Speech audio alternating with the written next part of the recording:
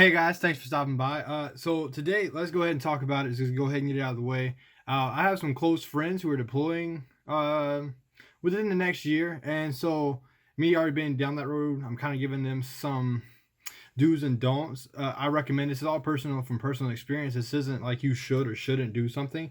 It's just kind of like what I saw and what I experienced while I was, over the pond, across the Atlantic, in the Middle East, in the desert. For anybody that goes back and watches the other videos, trust me, my deployment was not that hard. I was not in the combat zone. Well, I mean, I was towards the end, but it was definitely nothing like like Afghanistan or Iraq. Like I was getting shot at every day. So let's go ahead and just put that out there as a disclaimer, because I know somebody's gonna go dig it up. I'm like, fuck you.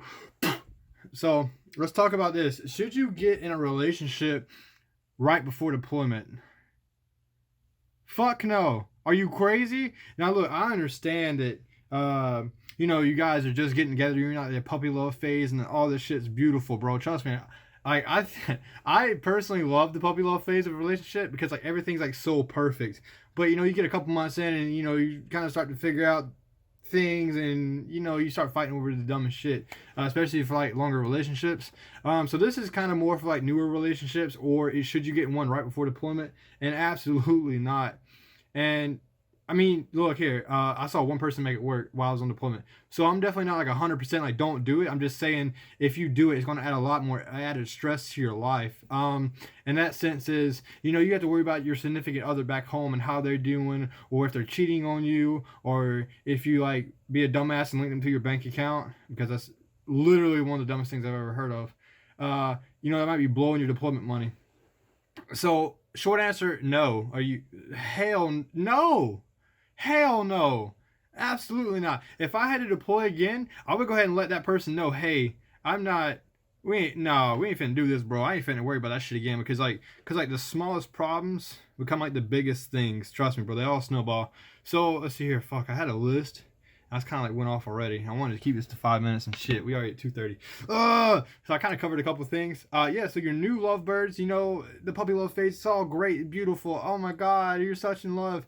Another thing is you get to see each other almost every day. The girl that's previously on my channel, we're no longer together anymore. Some shit popped off probably about 5 months ago, and yeah, cool. Let's move past that. So, I mean, we did well on our deployment. We actually did better on deployment than when I came back home. Because when I came back home, I changed and she changed over that year. And, when I came home, honestly, I was angry all the time. I don't know why I was angry. And I know I've talked to other people that's deployed before, and they said, that you come back home and you're just angry as fuck for no reason.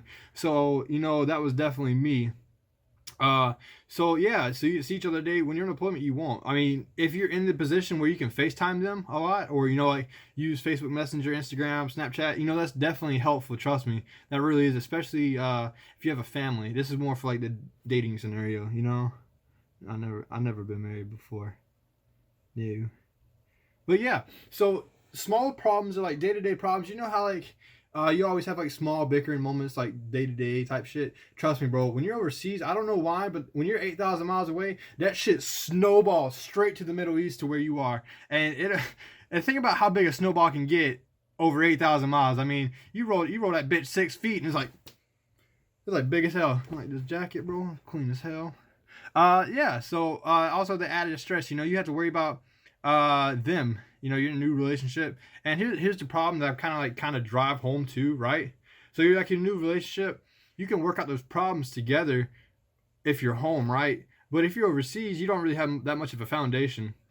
And me personally, I believe you don't need time invested in a relationship, because that plays into sunk cost fallacy, which I mean I would love to make another video about that. I might actually make that shit for real. But basically, that's added stress on your life. You don't want to do that. So the foundation at the relationship may not be as strong and ready to handle that separation for a year. And you may not even get to talk to your significant other.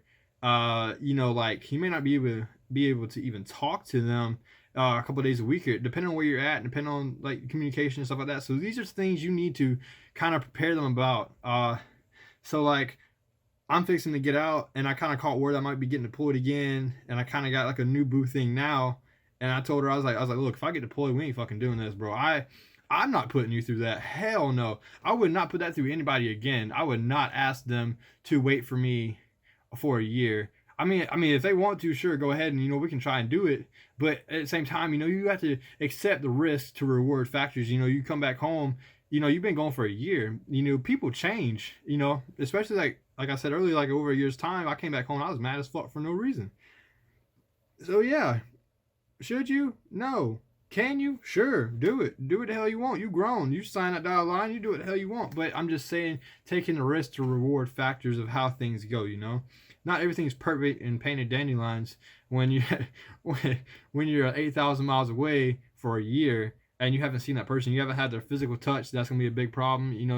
We're humans. You want physical touch. You want sex. You want all that good stuff. You want affection, love, cuddle, and all that great shit. You just want to feel wanted. And I saw a lot of times, especially on deployment, married couples would kind of start drifting towards each other, and you could see it if you were standing away from those groups. Like, I'm not saying like being immediately in the groups, but you could definitely see like they would slowly just attract together. It's just fucking human nature. And did a lot somebody told me like 20% of the unit would get divorced or broken up with on the deployment, and it was pretty much spot on, if not more. There were people getting divorced. There were people breaking up. It was so bad that, like, not saying anything against them, but I was like, damn. I kept making a joke like, damn, the divorce on our deployment was so bad that damn, the lesbians were divorcing each other. I was like, that's tough. But I made that joke to her face, so it was all cool, and she actually made it back. So I was like, hey, that's what's up. But yeah, that's pretty much it. Short answer, hell no. Actually, I wrote that shit down on like a old medical paper. Thank you guys for watching the video. If you have any questions or comments about it, definitely leave them down below. And also, disclaimer, I'm not saying that you could make it work. So don't be like, oh, me and my boyfriend going to make it work. Okay, great. Make it work. Let me know how it goes in a year. I would love to hear back. If you did, great. All kudos to you. But thank you guys for watching the video. Hope you guys have a great day. And yeah, just do great things. Make yourself happy, If love makes you happy, then do it. Just do it.